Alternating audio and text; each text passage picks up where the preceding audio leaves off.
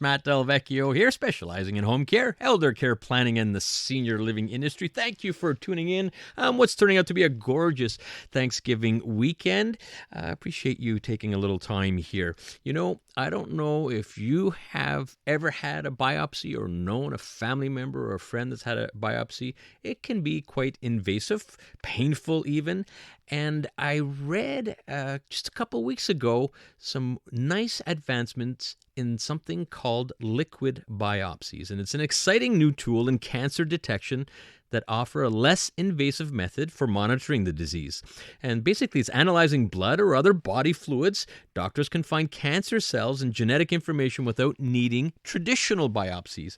And the approach helps catch cancer earlier and tailor treatments to individual patients, making it a promising advancement in cancer care. One of the specialists and experts in this field is Dr. Julia Burnier, researcher and assistant professor in the Department of Pathology at McGill University. Dr. Burnier, welcome to Life Unrehearsed.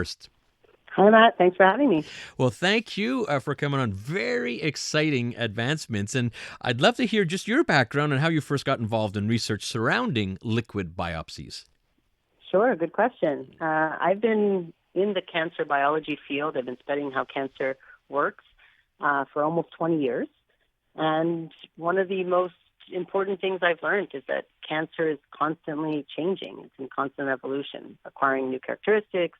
And so it means we need a new method to be able to monitor cancer in real time. So about 10 years ago, the field of liquid biopsy was really beginning to take off. And here we had a way to track those changes that happen during cancer in real time. And so I really jumped right on that train. Well, keep going on that train. We need you, Dr. Burnier. So I gave a brief description, but can you explain what a liquid biopsy is and how it differs from traditional biopsy methods? Sure. I mean, you gave a good description. Very simply, what we mean by a liquid biopsy is that it's the sampling of biofluids. So that can mean the blood, but it can also mean saliva or urine. And it's a less invasive way to obtain a sample of a patient's disease. And so within these biofluids, like the blood or saliva, we look for cancer cells, but we also look for cancer DNA.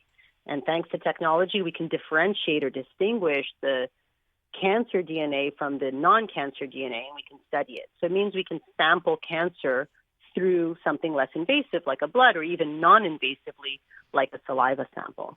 And so traditional biopsies, which are very important to diagnose disease, but they're surgical, like you mentioned.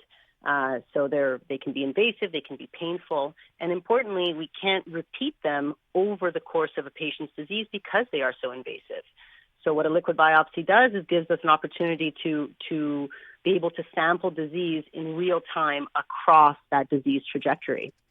Very fascinating. Listening to Life Unrehearsed, Matt Delvecchio here, and I'm speaking with Dr. Julia Burnier about liquid biopsies. So really some of the advantages, obviously minimally invasive and real-time monitoring. I'm interested, just a sample blood test, like you say, or saliva. How about accuracy? I'm listening to you and say, okay, why isn't liquid biopsy the go-to method for biopsies? Are there some challenges with liquid biopsies? Yeah, so I mean, you've named the advantages. It's less invasive, it's real time, it's less costly, it doesn't require a surgery. And I will add one more big advantage to do with how accurate it is. When we use a surgical biopsy, we're putting in a very small needle into sometimes quite a large cancer mass or a tumor. So it really gives us a tiny piece of the puzzle, a tiny look into what that cancer looks like.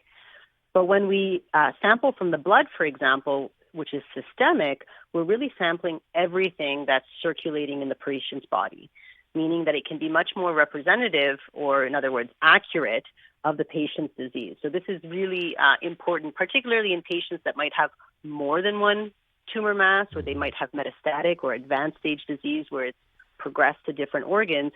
By using systemically, or what's in the blood, we can really look at everything that is happening in that patient.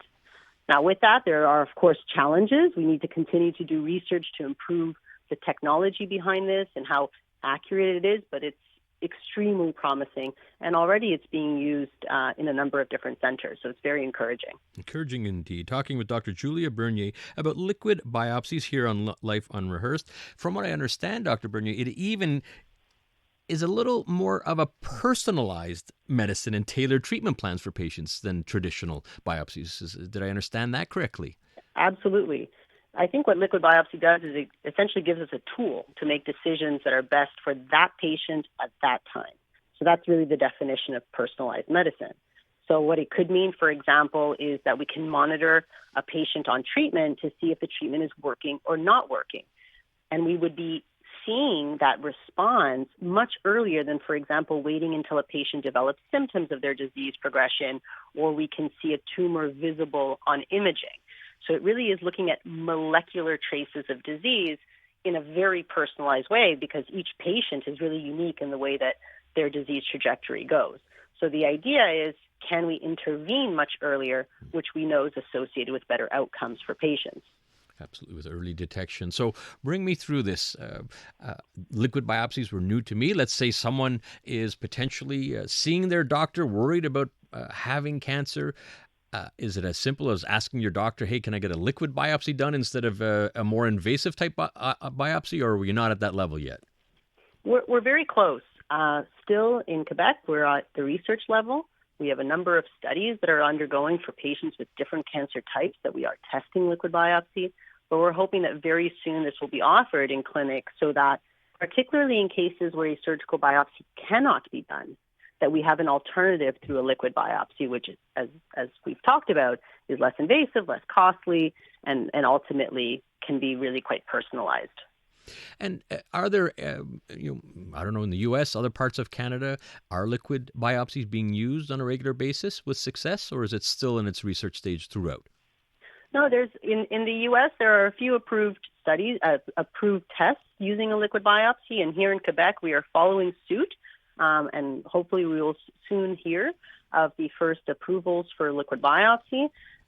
It's going indication by indication, which is quite, which is the right way to do it, because we're really looking at which patients can most benefit from a liquid biopsy and starting that way. And particularly when we know that we can offer a better treatment, for example, for a patient, depending on what we find on the liquid biopsy, that's really the way to start putting this into clinic, where there's an actionable, decision that we can make regarding how to improve that patient's outcomes. And of course, Dr. Burnier, with research, there is funding required and donations. So what role do donations play in your world? Donations really make a big impact on our ability to do our work.